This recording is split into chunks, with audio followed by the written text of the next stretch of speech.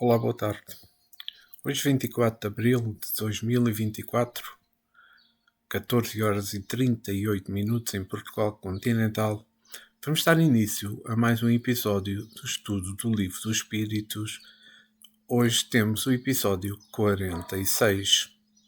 Mas antes de iniciarmos propriamente o estudo, quero pedir ao nosso guia, nosso irmão maior, nosso Mestre Jesus, para que nos dê neste momento discernimento, a paz, a harmonia, para que eu possa explicar da melhor forma estas perguntas e as suas respostas, como também para que vós podeis compreender. Pedir aos nossos guias, ao guia também, ao mentor deste grupo, que nos ajude neste momento. E que assim seja. Vamos então, propriamente, dar início ao estudo. Lembro que estamos a estudar o capítulo 7 da volta do espírito à vida corporal.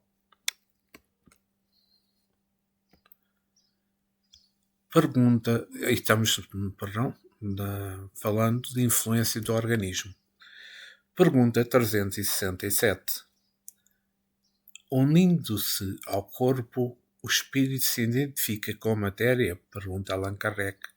E a resposta é a seguinte: a matéria é apenas o envoltório do espírito, como um vestuário o é do corpo.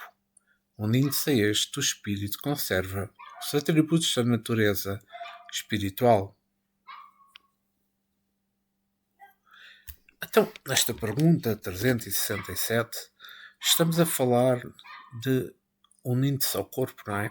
Mas todos já sabemos que a matéria, o corpo físico, é um envoltório do espírito. Por outras palavras, a matéria é apenas um vestuário da alma, certamente mais requintada que qualquer espécie de roupa física para o corpo. Peço desculpa por este ladrar de fundo, aqui nos quintais perto. É um cãozinho pequeno. Peço imensa desculpa. Espero que não destabilize.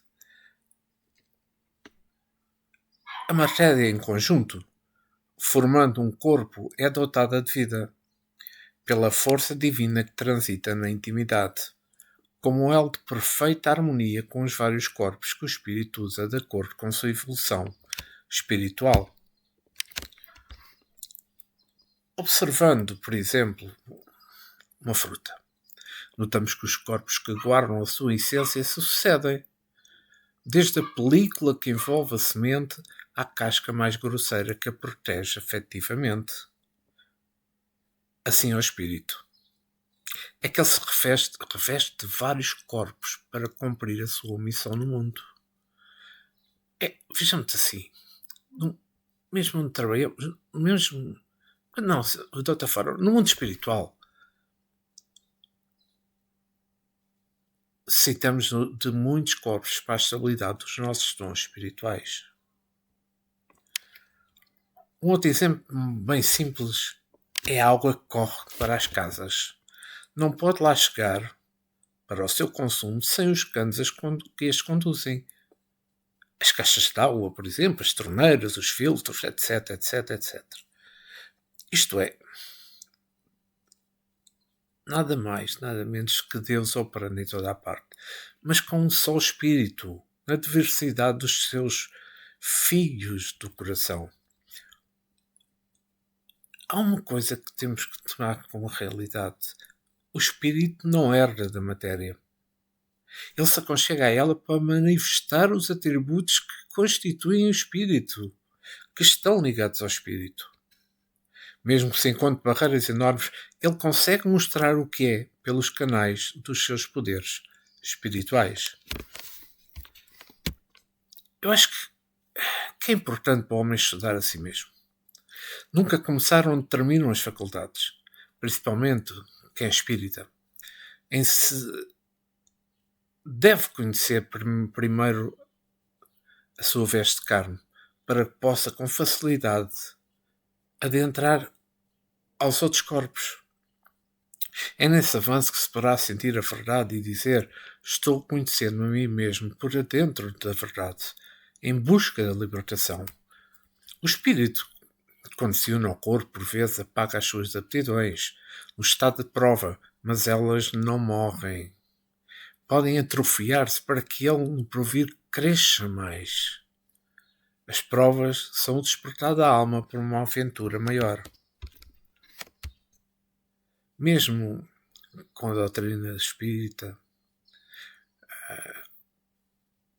presente no mundo, digamos assim, com toda a sua riquíssima literatura mediúnica, ainda existe muito a aprender, porque as revelações têm que ser gradativas. Isso é lei espiritual.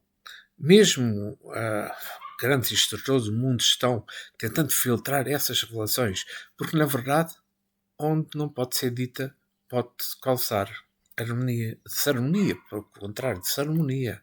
Tanto quanto ao amor, quanto à compreensão, não se encontra elevada na pureza dos sentimentos. Os talentos espirituais se afloram, dando a conhecer quem ali se encontra. Certamente que, tendo um corpo de instrumento, esse defeituoso impede a alma de certas atividades, mas logo se nota que dentro dele se aloja uma alma do porte que ela conquistou na escalada da vida. O organismo, em certas circunstâncias, impede o espírito de se mostrar, mas com o tempo vai dominando todos os departamentos energéticos do corpo físico e se mostra na plenitude da sua conquista. E que importante que é que Jesus nos abençoe a todos nas nossas pesquisas espirituais. E vamos à pergunta 368. Estamos a continuar a falar sobre o tema influência do organismo.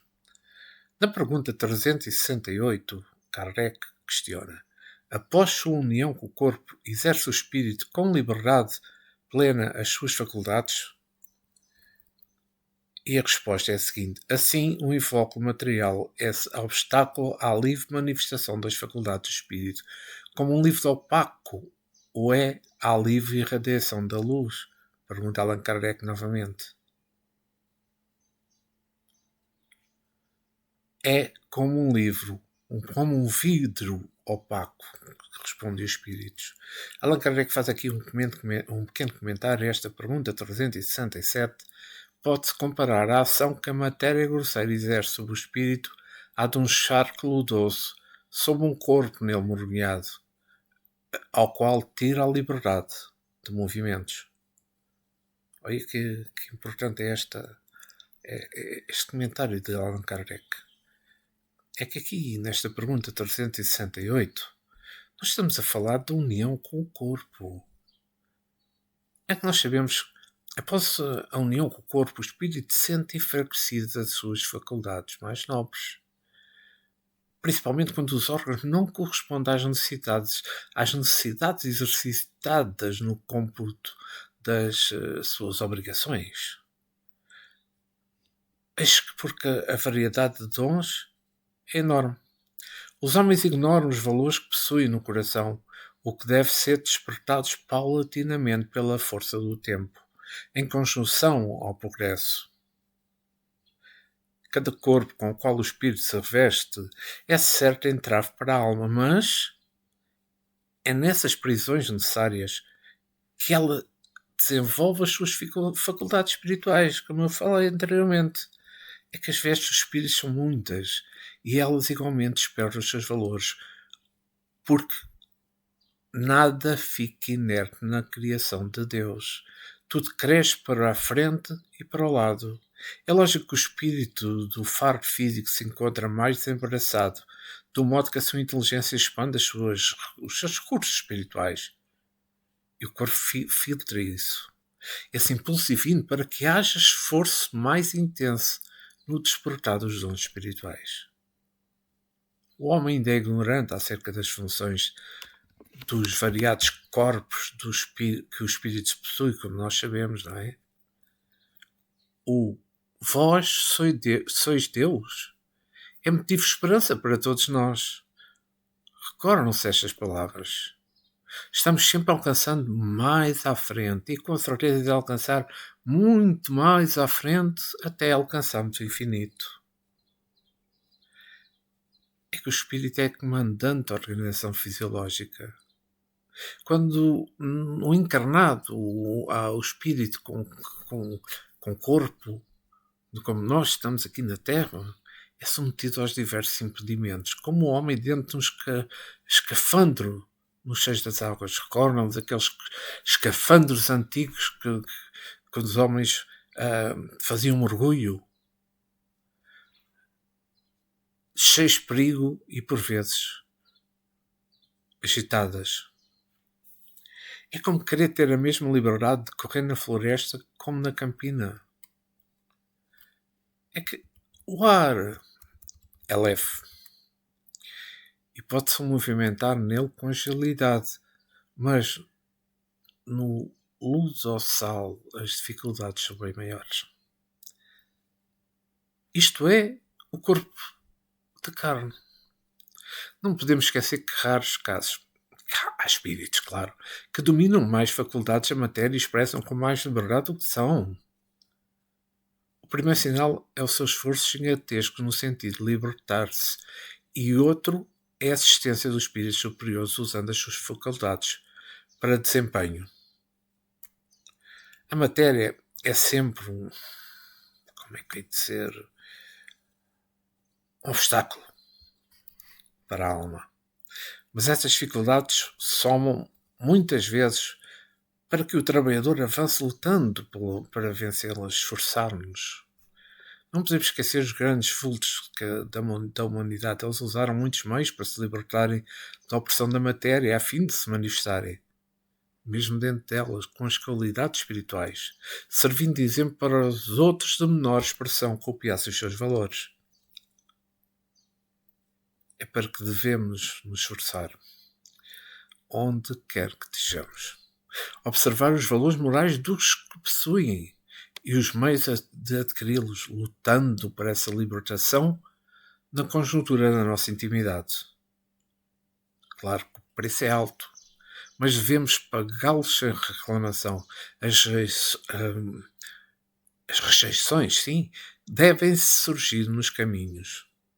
Desde que, quando se encontre reencarnado, o homem deve assumir o que vier ao seu encontro, visto que tem Deus a suprema justiça e nada se encontra fora do lugar. São lições para o próprio bem. Disso temos a certeza. E vamos continuar com a pergunta 369 de Allan Kardec. O livre exercício das faculdades da alma está subordinado ao desenvolvimento dos órgãos? Olha que pergunta de Allan Kardec. Vejam bem esta resposta. Os órgãos são os instrumentos da manifestação das faculdades da alma. Manifestações que se acha subordinada ao desenvolvimento e ao grau de perfeição dos órgãos. Porque a excelência de um trabalho a excelência de um trabalho está à ferramenta própria à sua execução. Olha que isto leva-nos a refletir. Até que falamos aqui do exercício livre, não é? É que, ao contrário, o livre exercício das faculdades da mente, o livre exercício das faculdades da alma depende da evolução dos órgãos, pois eles são um instrumento desse exercício. Todos nós estamos encarnados e desencarnados. Temos uma consciência instintiva, de modo a comandar todos os corpos que, em se falando dos seus parlamentos, vida, porém, é a mente central, a senhora de todo o complexo. Ela pode dar ordens para serem executadas em todos os órgãos. Isso é divino. E pode ser comprovado. Basta dar ordens aos nossos órgãos e eles obedecerão. Já pensaram bem nisto?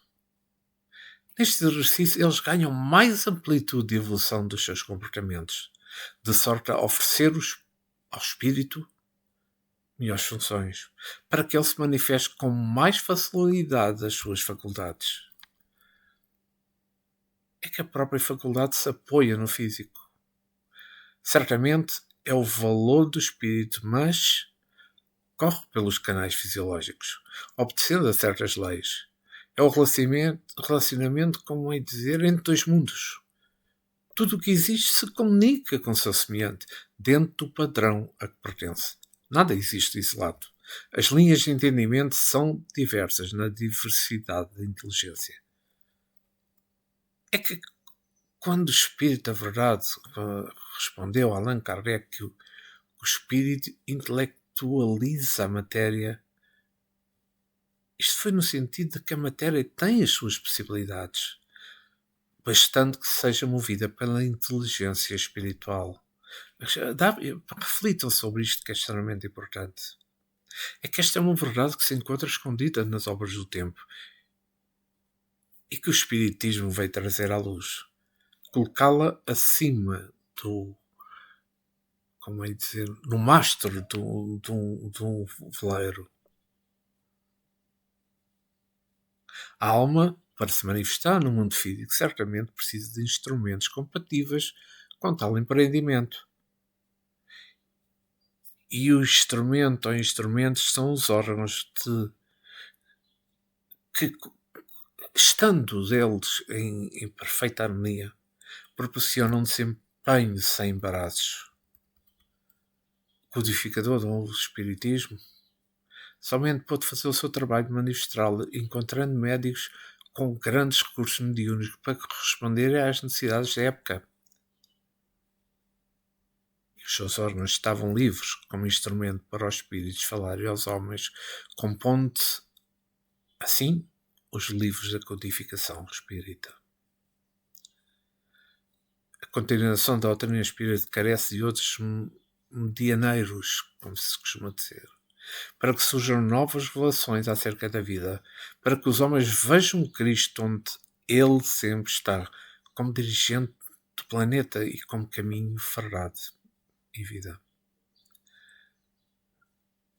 É que nós temos que passar por Ele para sentirmos a luz de Deus em nossos corações.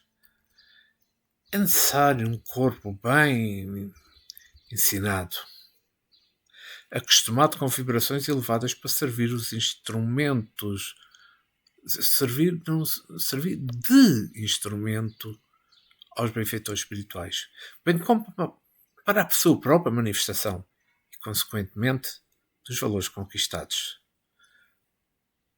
Se há embaraço do corpo para o espírito, se manifestar os seus dons, ao mesmo tempo isso é a oportunidade de trabalhar para a evolução do mesmo.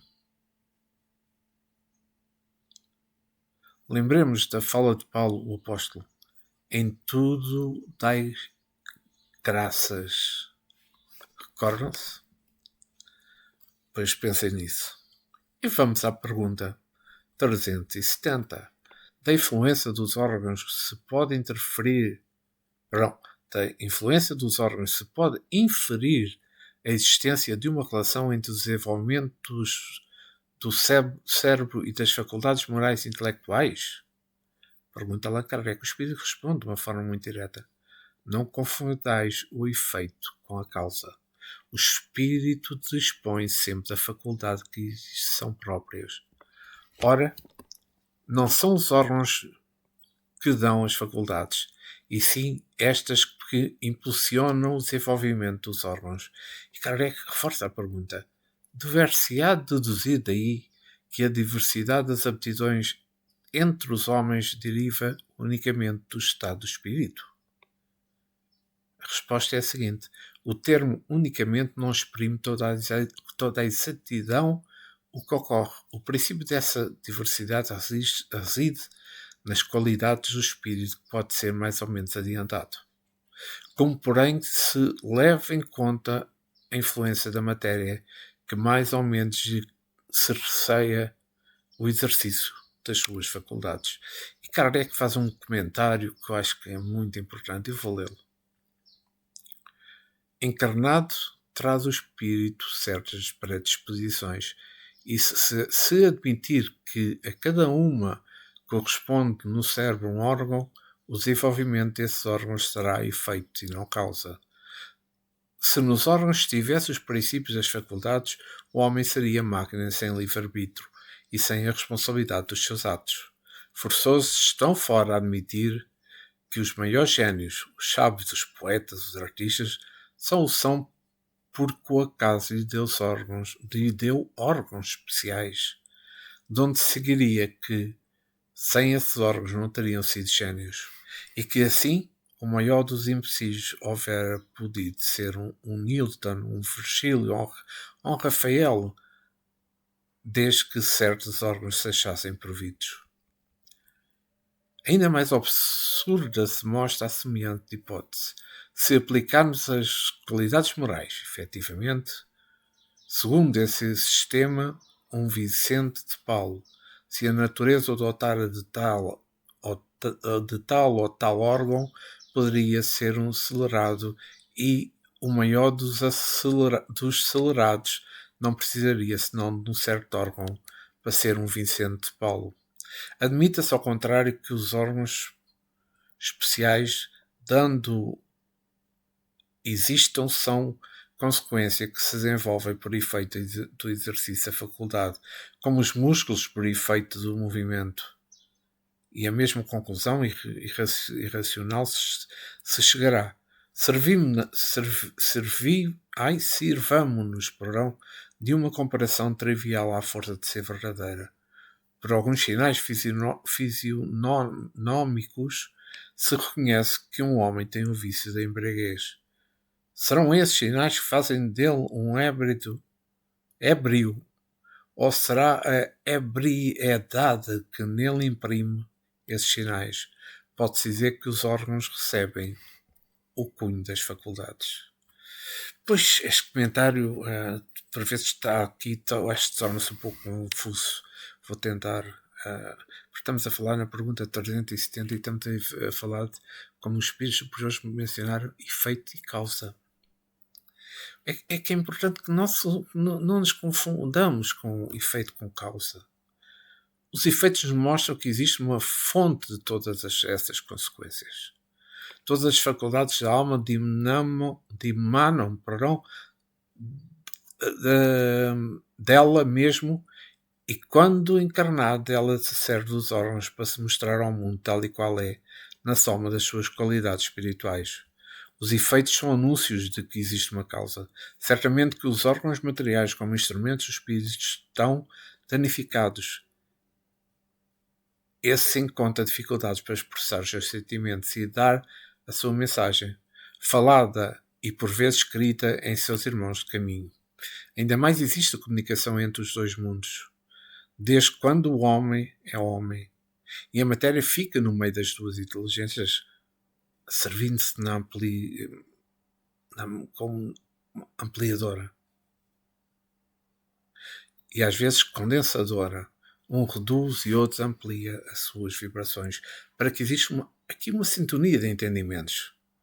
Eis aí a mediunidade. É, se podemos dizer, a matéria oprimida, para que aconteça a sua purificação, um espírito intelectualiza a matéria. E ela avança com o progresso para fins que os próprios homens conhecem, embora alguns de nós já tenhamos essa ideia. Não quer dizer que não estou a incluir. Do que poderá ser a matéria viajante por milénios incontáveis. Pelo que sabemos, o princípio de todas as diversidades dos dons reside no amor. O amor, esse ainda desconhecido nos liamos da carne. Um exemplo dessa fonte se encontra em Jesus, onde o amor era o celeiro de luz, de modo a que tudo fazia com uma simples vontade sua. Paulo, o apóstolo, chegou a compreender esse amor de Jesus e escreveu alguma coisa sobre ele nos seus sagrados pergaminhos. Os cristãos da atualidade conhecem um pouco desse amor, mas na feição da teoria. Isso é que é importante revelar. Esse estado de alma somente é conquistado ou despertado no decorrer de bilhões, se calhar de bilhões de anos, no exercício do bem, sem interrupção. A alma sofre, cresce no amor. Retiro o que disse. A alma somente cresce no amor.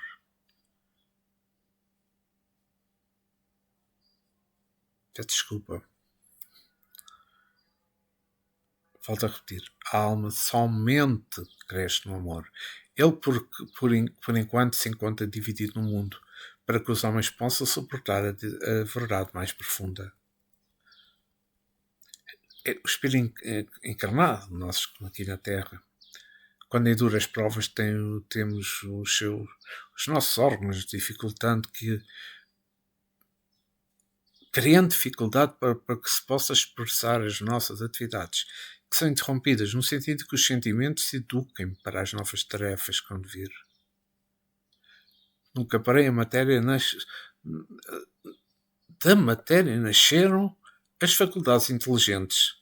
A causa de todas elas se encontra na alma, semente divina de Deus, que se reveste dos variados corpos, como se dá na própria natureza.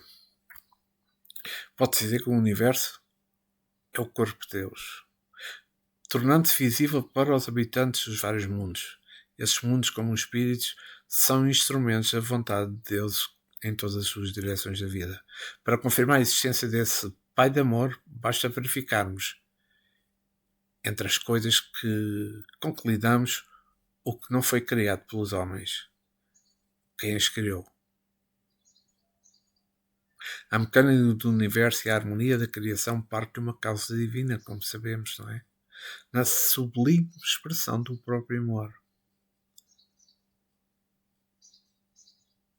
E aqui há uma expressão que eu acho que é importante de João Evangelista, quando ele diz: Deus é amor. E vamos continuar com o capítulo 3, com o capítulo 7º, falando sobre idiotismo e loucura. Na pergunta 371, Kardec faz a seguinte questão: tem algum fundamento o pretender-se que a alma dos cretinos e dos idiotas é de natureza inferior? A resposta dos espíritos superiores é como é dizer, tão direta e tão exata que isto leva-nos realmente a refletir sobre a realidade. Nenhum, diz eles. Eles trazem almas humanas, não raro mais inteligentes do que supontes, mas que sofrem de insuficiência dos meios de que se expõem para comunicar, da mesma forma que o mundo sofre da impossibilidade de falar. É que aqui falamos sobre o idiotismo, não é? Nesta pergunta 371. É que, vamos lá ver, nós sabemos que reencarnamos para podermos acertar, como ia dizer, várias coisas que criámos no passado ou na própria reencarnação onde estamos, mas muitas destas que vêm de reencarnações anteriores. É que o facto de um espírito encarnar como uma prova do idiotismo não quer dizer que ele será um espírito ignorante. Mas ele poderá sim, como eu mencionei em vidas passadas, ter feito mau uso das suas faculdades. E nesta, como cretino, repara as suas falhas no corredor dos tempos. É como um idiota pode ser um espírito de grande evolução científica que, descuidando-se do seu saber, influenciou muita gente nos caminhos do mal. Esqueceu a moral da forma que nos ensina Jesus. E na educação de todas as religiões e filosofias espiritistas também nos ensinam, pelos exemplos dos grandes vultos da humanidade, cujas vidas são páginas imortais, que devemos copiar todos os dias para a nossa felicidade. tendo Nosso Senhor Jesus Cristo como a mais perfeita força do amor. Reparem que, se nós observarmos o que aqui nesta pergunta está classificado como idiota, notaremos que os órgãos não lhes dão condições para o bom exercício das suas faculdades. Mesmo que ele faça todos os esforços, ele não consegue. O Evangelho nos traz notícias muito curtas, o Evangelho traz informações de muitas curas, sim, que o Mestre fazia. E ele dizia quase sempre, depois das curas, vais e não pecais mais. Ou seja, é que o erro atrofia as faculdades espirituais da alma, em que se prendendo com os efeitos provocados pelo erro nos corpos espirituais. Se as vestes materiais precisam ser lavadas, quanto mais as vestes dos espíritos, e elas se lavam para a educação e instrução com bases no amor. Por isso é que no Evangelho segundo o Espiritismo, fora da caridade não há salvação. A caridade é o sabão divino e o amor. A água de luz que pode limpar todas as vestes do espírito imortal. Se o homem quer se livrar do idiotismo em uma ou outra reencarnações, que começa a defender-se. Agora, dessa situação constrangedora que possa influenciá-lo, que ele não use a inteligência para deturpar a verdade, nem para combatê-la, pois amanhã pode vir sem os instrumentos por onde possa manifestar livremente nas suas faculdades espirituais. É que compadeçamos-nos nós mesmos, amando e servindo-se em condições, compreendendo as leis da natureza para que elas nos protejam de todas as faculdades do caminho, perdoando, pois o perdão incondicional nos leva à amizade pura, para a fraternidade possa nascer nos nossos corações e nos corações dos que foram perdoados. Ninguém pode viver só. Todos precisamos nos movimentar em busca de ligar os elos para que todos os nossos corações se unifiquem em Cristo e em Deus. Tudo na vida é uno, mas essa unidade se divide ao infinito, sem desligar da fonte criadora no serviço da luz. É que a loucura é uma espécie de desarmonia da mente espiritual. Se há os chamados loucos na Terra, pensemos neste momento quantos mais haverão na erraticidade. É que usaram mal as faculdades espirituais em uma ou outra das vezes que estiveram na Terra. Pensaram quando estavam no poço dos seus dons que poderiam fazer justiça e não acreditaram no retorno do mal que praticavam, negando o próprio Deus, como que desfazendo-se da lei. Como se enganaram essas almas. Quem faz mal aos outros está fazendo mal a si mesmo. E as consequências são desastrosas em seus caminhos. Para que nos livremos do idiotismo e da loucura que há de vir, basta amarmos. E farão tudo. É diferente. E vamos continuar falando de idiotismo e loucura. Na pergunta 372, Kardec questiona: que objetivo visa a providência criando seres desgraçados como os cretinos e os idiotas? Bem, a resposta dos espíritos superiores: os que habitam corpos de idiotas são espíritos sujeitos a uma punição. Sofrem por efeito constrangimento que experimentam e da impossibilidade em que estão se manifestarem mediante órgãos não desenvolvidos ou desmantelados. Kardec reforça a pergunta como uma linha. Não há, pois, fundamento para dizer-se que os órgãos nada influenciam sobre as faculdades. Os espíritos superiores são diretos na resposta a Kardec a esta pergunta. Nunca dissemos que os órgãos não têm influência. Têm muito grande sobre a manifestação das faculdades, mas não são eles a origem delas. Aqui há uma diferença. Um músico excelente, com um instrumento feituoso, não dará a ouvir boa música, o que não fará que deixe de ser um bom músico. E Allan Kardec faz aqui um comentário que é o seguinte: importa-se distinga o estado normal do estado patológico. No primeiro, o moral vence os obstáculos que a matéria lhe opõe. Há, porém, casos em que a matéria oferece resistência, que as suas manifestações anímicas ficam obstadas ou desnaturadas, como nos de idiotismo e de loucura. São casos patológicos e não gozam nesse estado a alma de toda a sua liberdade. A própria lei humana é isenta de responsabilidade dos seus atos.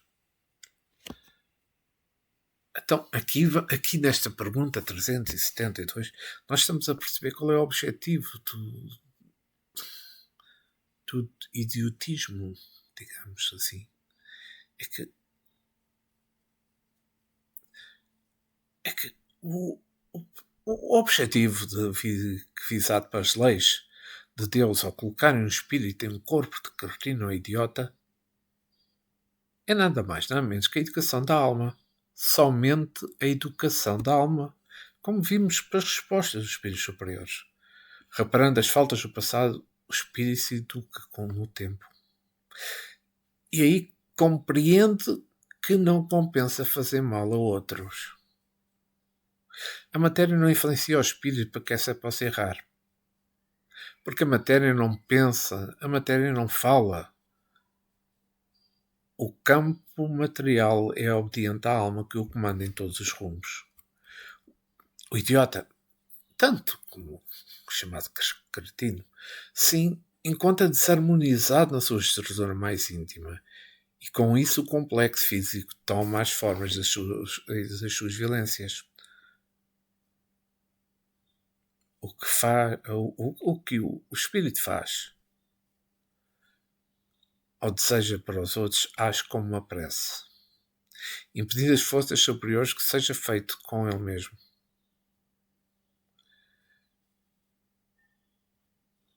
Ou seja, o contrário. É quando se faz mal a alguém, nós estamos a pedir que esse mal seja feito a nós mesmos. Nós temos que compreender isto. É, pois, a lei da justiça em plena ação no mundo, de quem pensa de uma forma errada. Nada é feito por acaso. Nem os pequenos acontecimentos da própria vida. Tudo tem uma razão de ser, fundamentado em Deus. O Espírito que habita corpos mantelados sofre uma punição, instituída por ele mesmo, com os seus maus feitos do passado, corrigindo a essa que o levará à meditação, deixando de usar no futuro os seus dons para fazer o mal. Ora, que é mesmo assim, não é? É quando a gente para-se com alguém sofrendo no corpo. Como é dizer? Essa lei não temos que desmorecer, nem como ficarmos tristes, pois se falando de Deus, ninguém sofre sem merecer. Nós não estamos ainda totalmente capacitados para entender isto de uma forma correta. Mas nós não podemos sofrer por aquele que sofre. Façamos alguma coisa para amenizar esse constrangimento no alívio das suas dores. Mesmo Jesus, recordam-se na subida do Calvário, aceitou a ajuda de Sirineu. É o que devemos fazer quando encontramos o sofredor carregando uma cruz.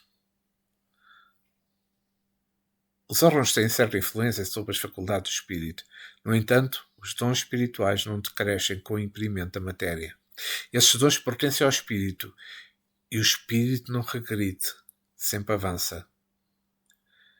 Quando se encontra um espírito fora do corpo, com idiotia, não foi a matéria que o, como é que quer dizer, adormeceu as faculdades espirituais. É por vezes o reflexo dos seus erros do corpo espiritual. É como uma doença psicológica. O comando é da alma, no bem e no mal. Não é? É que muitos corpos que servem ao espírito são danificados com a conduta que o próprio espírito tem.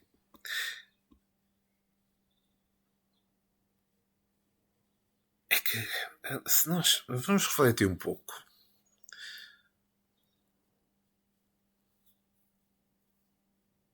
o espírito, carregando em seu coração espiritual todas as qualidades com as quais Deus achou conveniente doá-lo ou adotá-lo, é um espírito puro.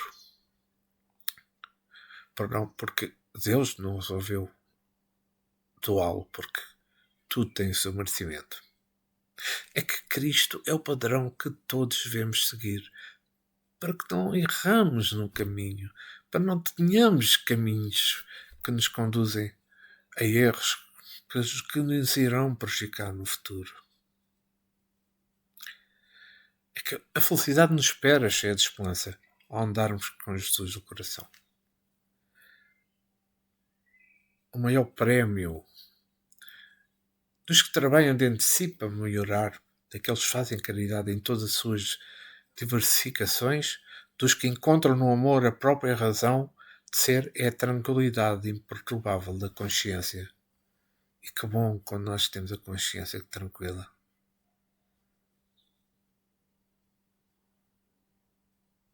O impedimento da matéria e as próprias leis humanas fogem de julgar um idiota no caso dos crimes. Sempre a lei manda para o tratamento necessário. O Espiritismo, como sendo Jesus renovando e crescendo nos corações, oferece meios para que no amanhã nós venhamos a renascer de novo em corpos que ofereçam meios mais livres para a filtragem de todas as nossas faculdades espirituais. Devemos aceitar desde agora as coisas mais convenientes, colocá-las pelo coração. O Mestre ao nosso lado a nos dizer a verdade. Essa verdade tem o poder de desabafar os dons, os nossos dons, e tocá-lo também para o serviço da luz. E vamos à pergunta 373 de Allan Kardec. Qual será o mérito da existência de seres que, como os caretinos e os idiotas, não podendo fazer bem nem mal, se acham incapacitados de progredir? Olhem esta resposta. É uma expiação decorrente dos abusos que fizeram de certas faculdades. É um estacionamento temporário. E Kardec reforça a pergunta. Pode assim o corpo de um idiota conter um espírito que tenha animado um homem de gênio sem precedente existência? Certo, o gênio se torna por vezes um flagelo quando dele abusa o homem. Olha que esta pergunta está muito bem colocada e a resposta muito esclarecedora, mas vamos por aqui. Estamos a falar qual é que é o mérito, não é? Mas Allan Kardec faz um pequeno comentário a esta pergunta 373. A superioridade moral nem sempre corre por pressão à superioridade intelectual, e os grandes génios podem ter muito que espiar. Daí frequentemente lhes resulta a existência inferior, a que tiveram uma causa de sofrimentos. Os embaraços que um espírito encontra para as suas manifestações se assemelham às algemas que toem os movimentos de um homem vigoroso. Pode-se dizer que os cretinos e os idiotas são estropiados do cérebro, como um coxo é das pernas e dos olhos, o cego. Qual é o mérito, não é? Aqui, vamos lá ver. Tentar pôr isto por outras palavras. O mérito do cretino e do idiota neste estado de provações é o de ressarcir suas dívidas do passado.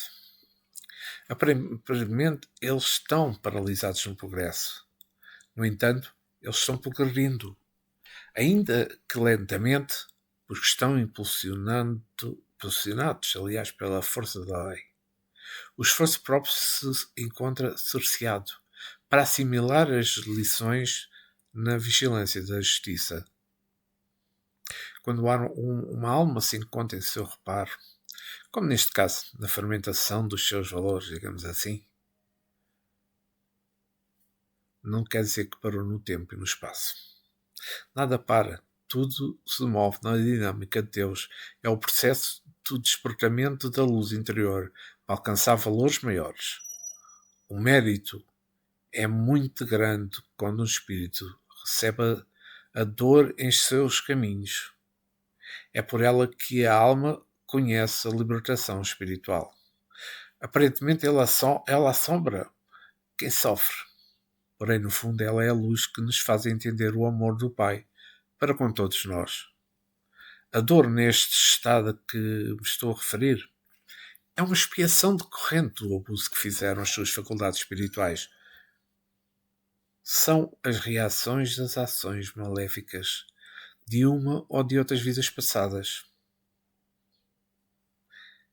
É a lei ajudando a correção dessas ações. A dor é sempre um socorro para que não venhamos a piorar a situação, com maiores dificuldades nos nossos passos. Cartinhos idiotas não podem voluntariamente fazer o bem nem o mal, mas estão-nos em estado de maturidade. Certamente os passos a passos cansados, assim poderei dizer, mas também estão rompendo as barreiras de dificuldades que no amanhã atingirem as luzes da liberdade.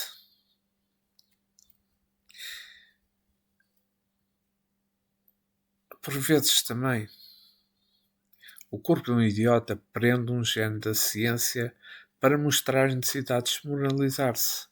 O estado do idiotismo da cretinice prepare-lhe a consciência para que na estufa, neste estacionamento de sorte, e fazer-lhe compreender as necessidades de amar a Deus sobre todas as coisas e ao próximo como a si mesmo.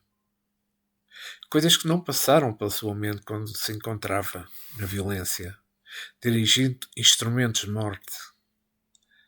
O gênio se torna um flagelo para a humanidade quando se deixa escapar dos caminhos corretos, os caminhos retos, ou não se interessa pela moralidade nos moldes ensinados por Jesus Cristo. É que o mais certo é o equilíbrio entre as duas forças, amor e ciência, duas asas necessárias para o voo proveitoso e divino. É que a doutrina do Espírito nos ensina o cultivo da moral evangélica como alimento da alma e estabilidade para todos os corpos que ela possui. A moral harmoniza a vida e a vida harmonizada deixa a luz despertar nas entranhas da consciência. Para nos livrarmos dos caminhos agressivos do mal, precisamos fazer o bem. E se tivermos dificuldades nos caminhos, é preciso que esforçarmos mais para melhorar. Porque todo trabalhador é digno do seu salário.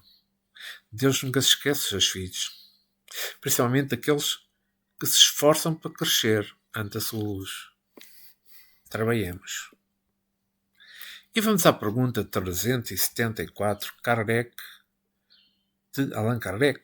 Na condição de espírito livre, tem o idiota consciência do seu estado mental? Vejam bem esta pergunta e ouçam bem esta resposta. Frequentemente compreende que as cadeias que lhe obstam ao voo são provas e expiação. Então aqui, o que é que podemos falar de condição, na condição da liberdade, ou de liberdade. É já ver, o espírito livre O idiota quase sempre tem consciência das provas que passa para a educação dos seus sentimentos. Existem alguns que, mesmo estando desencarnados, continuam sendo idiotas, dando seus lados para as paixões inferiores serem muito fortes, precisando por vezes de outra reencarnação neste estado de idiotismo, até saldar os seus débitos do passado. A condição de liberdade neste caso não quer dizer que ele se encontre livre dos compromissos e o fardo continua sendo pesado. O idiotismo e o cretinismo são cadeias difíceis de desatar. Somente o tempo pode livrar estas guerras, digamos assim, que prendem o espírito a um corpo. Não guerras, conflitos que prendem o espírito a um corpo defeituoso. Nós sabemos que a matéria é como uma esponja, encharcando-nos num magnetismo de vibrações negativas, com quais se encontram carregados muitos corpos espirituais da alma. É que nós temos conhecimento de muitos espíritos que foram na Terra, grandes intelectuais, encontrando-se inconscientes na erraticidade, por vezes nas sombras do umbral, por terem usado mal de suas faculdades, e quando voltam ao planeta e trazem no seu mundo vibratório deficiências que passaram para o corpo físico, dificultando assim o trabalho de harmonia dos órgãos materiais. É que para que essa harmonia se instale nos nossos corpos, é necessário que se faça, que tenhamos o pensamento reto, a palavra reta, a vida reta. A vida não lhes pede que façam tudo isso de um dia para o outro, mas comecemos com o autoaperfeiçoamento, de forma íntima, sem esmorecermos quando depararmos com obstáculos. Que todos nós tivemos a condição de espíritos livres. Não nos esqueçamos do amor sobre todas as coisas, àquele que nos criou e ao próximo, como a nós mesmos. É quando nós, numa outra vida, tomarmos um novo corpo, essas ideias ficarão mais afloradas com urgência, pedindo socorro à vontade dos benfeitores espirituais em condições de doentes que se querem curados pelos processos que são mais úteis. São mais úteis ao coração, ainda mais inundados pelas paixões terrenas. É que o estado mental do idiota livre da matéria pode ser quase perfeito. No entanto, a sua consciência, se ela ainda não resgatou todo o seu passado, torna-se um tribunal. Há sempre brigas onde está sendo julgado pelo seu passado delituoso. É que nós sabemos todos, pelas sementes que plantamos, cabe a responsabilidade da colheita. Ninguém luta a Deus nem a si mesmo. A vida nos entrega aquilo que damos e nos fornece pelos favorecimentos, digamos assim, aos outros. Nós sempre ouvimos de acordo com o que falamos aos companheiros de caminho. É que o Espiritismo é a força de Deus para todos nós. Quer seja na carne, quer seja fora dela. Por ser uma revelação divina e humana das coisas mais sagradas que nos possam levar, que nos podem ajudar a levar a nossa cruz, mostrando-nos onde adquirimos forças novas para lutar contra os nossos inimigos na intimidade do coração. Aproveitemos o tempo nas condições que nos compete aproveitar, que logo a luz brilhará da cidade da consciência a refletir o amor de Deus e a bondade de Cristo.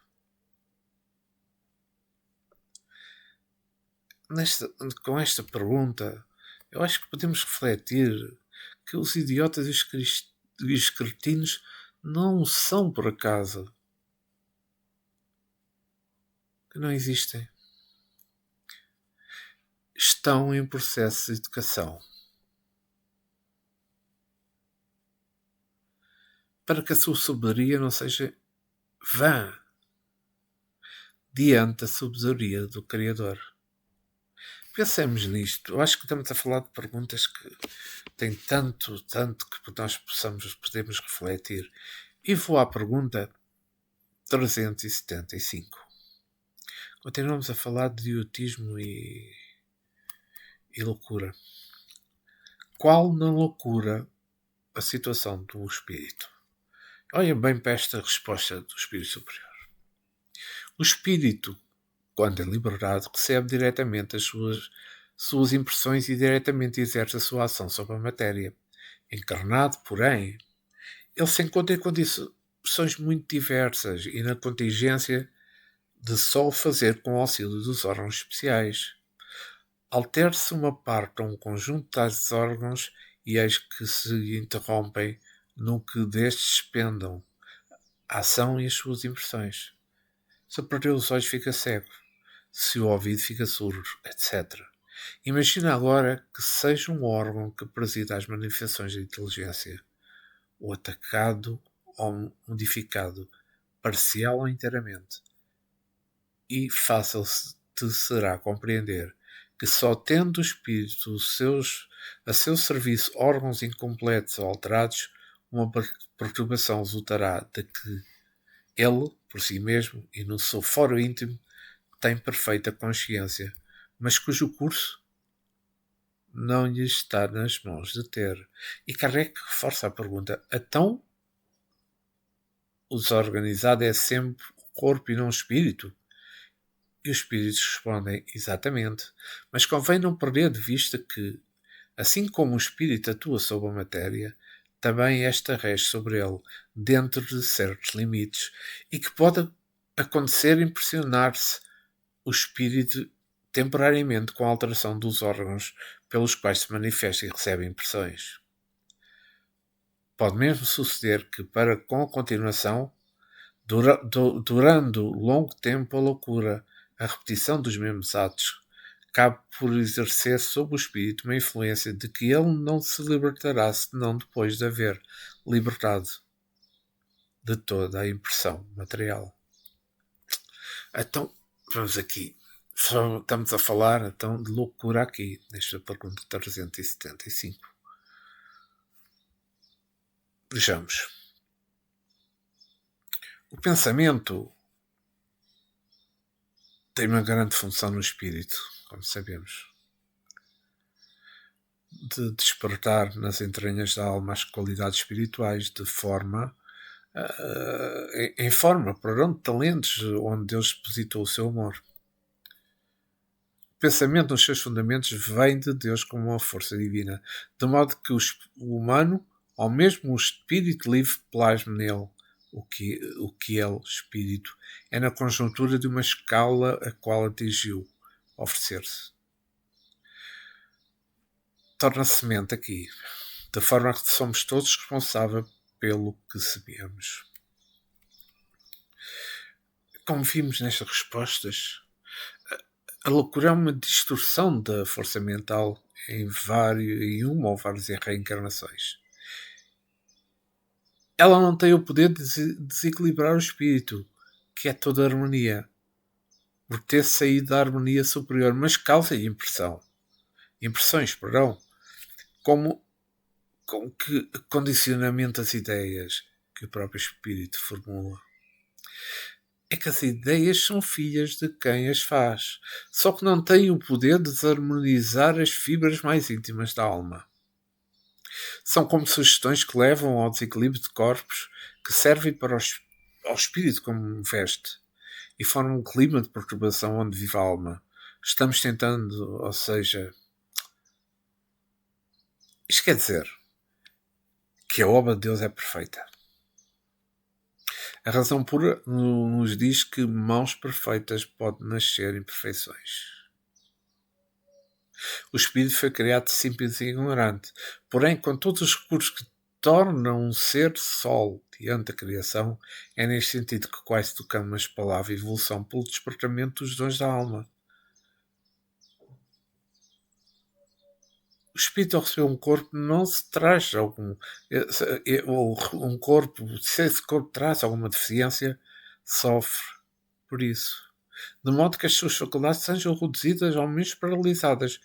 Ele não perde os seus dons, que são imperturbáveis na sua moradia de origem. Estão a entender porque é que eu disse que há pouco, que eu agora parei-me, peço imensa desculpa, que eu falei há pouco que estamos, ou seja, quando estava a tentar dizer que a obra de Deus é perfeita, a razão pura nos diz que mãos perfeitas não pode nascer em perfeições. Não pode nascer em perfeições. Deus criou todos iguais. Não é? É que se uma pessoa perde a vista, o dom de visão fica suspenso. Enquanto os olhos não lhe deem esses meios livres de observar o ambiente material. Assim acontece com os ouvidos, com as palavras e muitas outras coisas. A loucura é um estado patológico deficiente. O cérebro em decadência não pode dar ao espírito condições normais para poder se expressar com serenidade e com inteligência.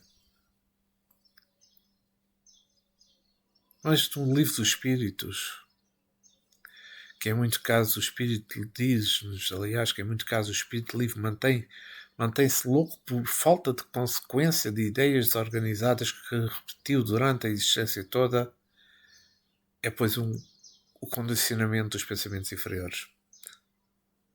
Da violência, criar um ambiente no espírito sem violentar definitivamente a sua intimidade.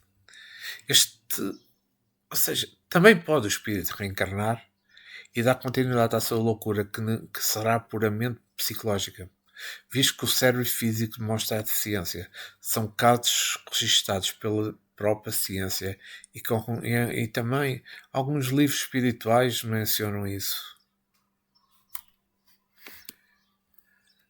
É que em todas as manifestações destas doenças, o desorganizado é sempre o corpo. Não é? Dá para nós pensarmos nisso. É bom que nós possamos compreender que o corpo tem certa influência na mente viva da alma, impressionando-a a ponto de mostrar enfermidades imagináveis. O que acontece é loucura. Essas são de fácil cura, principalmente pela doutrina do espírito que nos fornece a limpeza das ideias chamadas fixas, em profunda sintonia com o criador delas. O passe, a água fluidificada, as leituras elevadas e mesmo a conversação com irmãos de elevada postura espiritual são meios de tratamento de todas as enfermidades. Eu acho que de qualquer maneira a loucura é uma provação dolorosa. Entre mentes, ninguém foi criado louco, como eu disse. Deus criou-nos todos iguais, simples e ignorantes. Mas isso, a loucura, são consequências dos caminhos agitados tomados para a alma na sua ignorância, como desprezo das leis de Deus.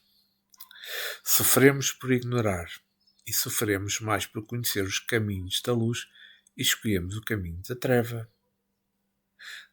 De qualquer modo, somos ainda mais conscientes da vontade de Deus em nós. E somos também menos conscientes da vontade de Deus em nós. Todas as consciências são celeiros de luz dentro das almas. Quando o espírito liberta-se de todas as impressões materiais, de todas as paixões da terra, ele estará se aproximando da verdade, passando a vivê-la e tornando-se um espírito livre. Espero que tenha sido de vosso entendimento e do vosso agrado este estudo do episódio 46 do estudo do Livro dos Espíritos de Allan Kardec, e que levou-nos em algumas perguntas, em todas, claro, quero dizer, não somente em algumas, em todas, nós refletimos um pouco do que se passa ao nosso lado e refletimos aquilo que somos. E voltamos a falar da reforma íntima, da importância da reforma íntima. Quanto importante é para nós. Refletamos sobre aquilo que somos, aquilo que fazemos, aquilo que agimos, aquilo que pensamos, e nós podemos entender qual é a prova que estamos a fazer. Quero agradecer ao nosso Mestre Jesus, nosso guia espiritual, nosso irmão maior, ao mentor deste grupo, aos nossos amigos espirituais, nossos guias, pela paz, pela harmonia, pelo esclarecimento que nos permitiram ter para nós neste tudo, este capítulo 46. Dentro de um par de dias voltarei para o estudo capítulo 47. Que Jesus esteja sempre convosco e que assim seja. Obrigado por me terem ouvido e espero que tenha sido do vosso agrado e entendimento. Até breve.